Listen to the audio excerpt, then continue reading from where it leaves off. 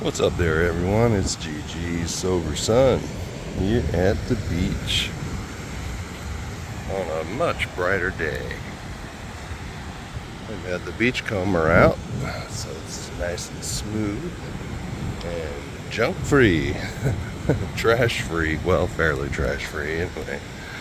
It can always look pretty pristine, but when you get down to it, there's really about what you focus on. You can find what you're looking for. If you're looking for trash, you can find sand dollars and beautiful seashells if that's what you're looking for. So anyway, 24-hour day book, February 9th. AA thought for the day. In the past, we kept right on drinking in spite of all the trouble we got into. We were foolish enough to believe that drinking could still be fun in spite of everything that happened to us. When we came into AA, we found a lot of people who, like ourselves, had had fun with drinking, but who now admitted that liquor had become nothing but trouble for them.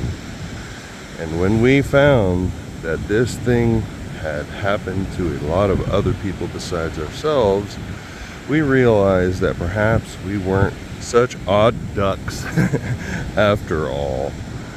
Have I learned to admit that for me, drinking has ceased to be fun and has become nothing but trouble? Oh, it makes me think of the doctor's opinion. You know, like men and women drink essentially because they like the effect produced by alcohol. Duh. And, you know, while they admit it is injurious, it causes them harm, they cannot differentiate. After a time, they cannot differentiate the truth from the false. Their alcoholic drinking or their alcoholic life is the only normal one. And I've heard people say in the rooms that normal is just a setting on a washing machine. There's no such thing as normal. It's just what you're used to. So anyway, that's oh, and then it goes on to say in the doctor's opinion, in the forewords, one of the forewords, I think, in the Roman numerals, I can't remember which one, what page number, but it says that we are restless, irritable, and discontent until they can, and it's the doctor talking about alcoholics, that they are restless, irritable, and discontent until they can once again have that sense of ease and comfort that comes after taking a few drinks. Drinks that they see others taking with impunity, but after succumbing, the phenomenon of craving kicks in, and they go through the well-known stages of a spree, emerging remorseful with a firm resolution. How many of us have done a firm resolution of not to drink again? And their problems pile up on them, seemingly insurmountable. And, you know, then it goes on to talk about the hope. And that's what AA is all about, is hope of recovery, and that we don't have to do it alone. Gosh, that was one of the things that attracted me most about it. Anyway, meditation for the day. The lifeline, the line of rescue, is the line from the soul to God. On one end of the lifeline is our faith, and on the other end is God's power. It can be a strong line, and no soul can be overwhelmed who is linked to God by it. I will trust in this lifeline and never be afraid. God will save me from doing wrong and from the cares and troubles of life. I will look to God for help and trust Him for aid when I am emotionally upset. Oh, that's what I've been doing. Oh my gosh. Well, I wish I guess I could say I wish I was more plugged in to God through my breakup. And I think one of the main things that caused the breakup was a lack of a true connection with the God of my understanding. And I don't know what that looks like in terms of being in a romantic relationship and being connected with that person, and also being being deeply connected with God and also that person.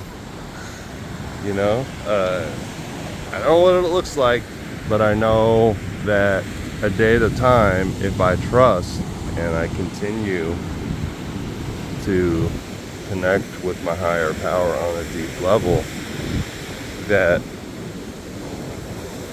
I think that part where it says God will save me from doing wrong and from the cares and troubles of this life. I think to an extent, from the cares and troubles of this life, but I'm human. I'm gonna do stuff wrong.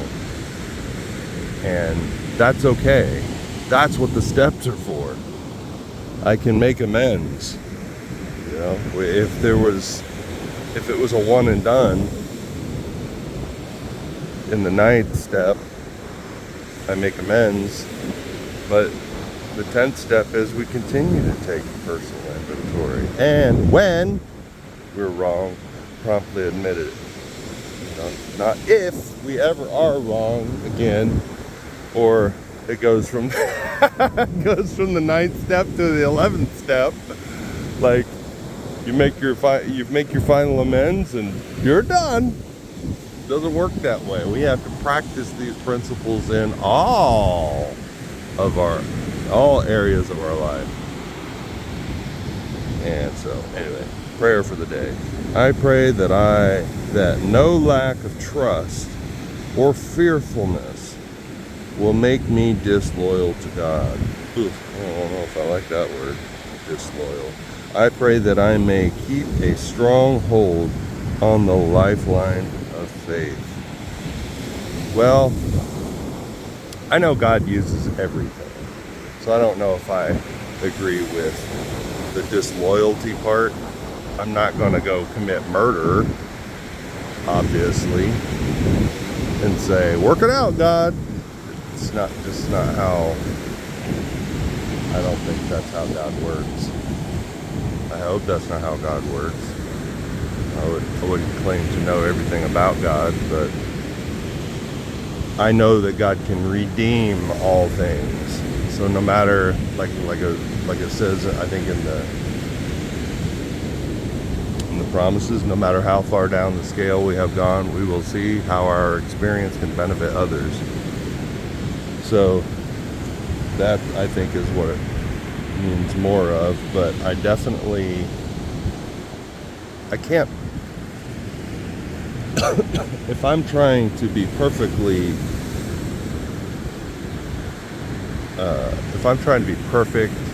in my walking out my faith in God,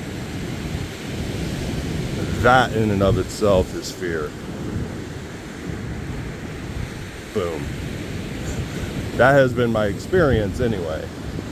That trying to be perfect in my walk with God, with no fear, with no, to avoid being disloyal to God, that creates a certain amount of fear and anxiety in me. So I will keep coming back and keep on reading, and I hope you all get some benefit out of it. I look forward to comments and seeing your thumbs. Keep coming back, and always remember, look up, aim up, rise up. Love y'all.